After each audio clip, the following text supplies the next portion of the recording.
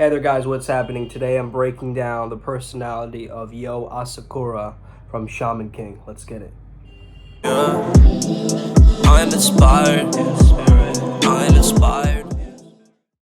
Hey there guys, how's it going? My name is Sumet Chatterjee from the Flow Zone Academy, and I'm a flow state coach, which means that I help you feel better and perform better. Today I'm talking about one of my favorite characters of all time, ASAKURA from Shaman King, okay?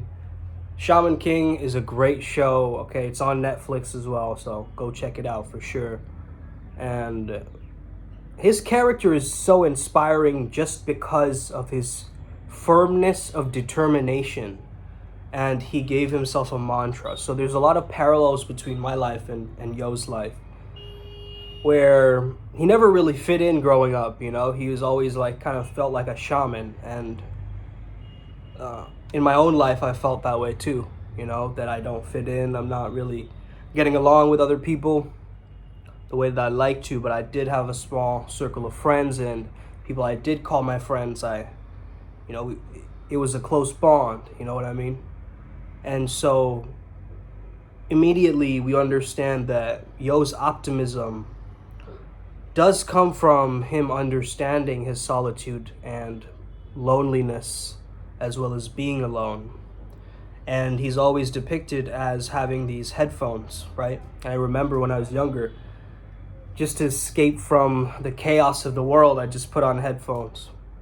It was just the quickest, solution was the music for me. And I think that Yo understands that as well, okay? I mean, I call this video Flow Asakura because really, he has that optimism, that hopeful faith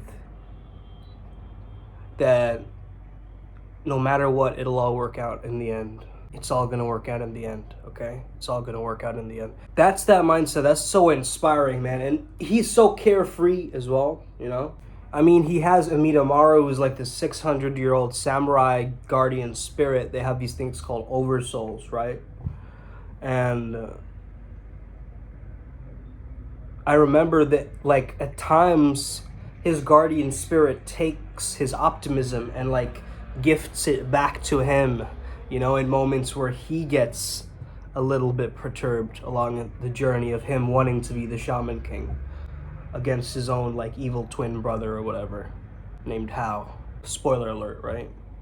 He's sort of alienated growing up, and that's what kind of drew him towards more of the spirit realm. He thinks way beyond his age in terms of common morals and principles, and he's definitely an old soul, you can tell. He holds wisdom beyond his age. He has this flexible mentality, which is very important in terms of, maintaining his own flow state excellence. As he evolves as a character through the series, you get to see more and more into his internal world. You start to understand that Yo operates out of the sense of empathy. He doesn't believe in revenge and all these different things. The thing about it is he's not really on bad terms with anyone, right? Even the villains in the show, he shows complete empathy for. He's against senseless violence. He has kind of a Buddhist mentality in a sense too, at times in the show.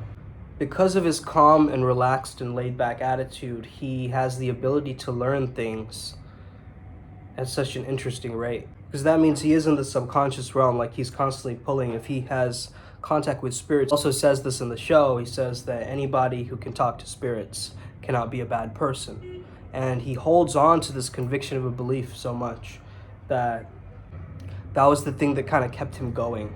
In Sanskrit, you call it a Mahavakya, right? It's like a statement of truth that you can't deny. I remember when I was depressed in my life, I used to tell myself upward spiral gang, even though there was nothing of the sort that existed. I would just say that, hoping and believing that there was another community of people out there working towards climbing out of that, that dark place. And I knew that they were out there. And so I kept saying upward spiral gang as a mantra. And that reminds me of Yo in such various ways. We're all gonna make it. It'll all work out in the end. Everything's gonna work out in the end, right? And that sense of determination. If you're coming into this with logic, you're going to be like, how does he know that everything's going to work out, you know? And you're trying to be realistic or pessimistic. Yo is optimistic. His whole worldview is different. You see? He just wants to be the most peaceful man. That's his true wish. But he's also a man of his word. He said he would win and be a part of the shaman fight, of the shaman tournament. So he's chosen this path of integrity and optimism. And some of the characters may seem to think that, you know, he's weaker or whatever because of his kindness, but he's not. He has the skills to back it up. So he has the softness, he has the skills, right? He has the mastery, and he has the sovereignty to say no or stand up for his friends. And this gives him this such a powerful quality. Okay, in our program Primal Sutra, we call this the dad frame, which is an extension of our genius model, which ends with something called the charismatic cocktail. Now, I can't reveal too much about the secrets behind the charismatic cocktail, but I've given you a little taste of it here in this video. I've also been getting a lot of people reaching out to me interested in knowing what their art of seduction archetypes are on a free consultation. So if you're down, let me know. All I need from you is a testimonial. Let's get it.